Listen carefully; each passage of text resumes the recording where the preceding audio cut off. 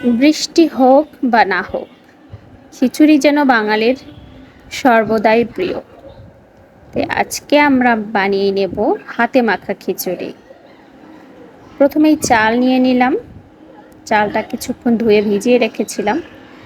সাথে পেঁয়াজ, মুগ এবং মসুর ডাল ধুয়ে পানি ঝরিয়ে নিয়েছি। সাথে কিউব করে কাটা আলুগুলো ছোট ছোট করে কিউব করে নিয়েছি।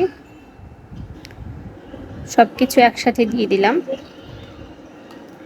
এবার দেব রসুন বাটা, আদা বাটা, সাথে দেব মরিচের গুঁড়ো, হলুদের গুঁড়ো, জিরের গুঁড়ো, লবণ,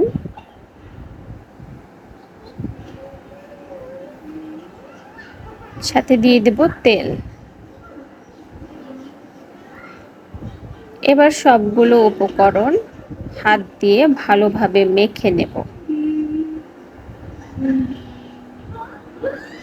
একটু সময় নিয়ে ভালোভাবে মাখতে হবে।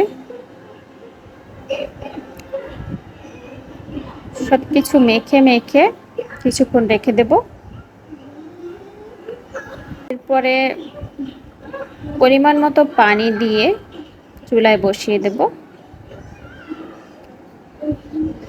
ফুটে উঠলে ঢাকনা দিয়ে জাল কমিয়ে দেব। তো হয়ে গেল আমাদের হাতে মাখা খিচুড়ি। ভালো লাগলে অবশ্যই লাইক কমেন্টস করবেন, শেয়ার করতে ভুলবেন না।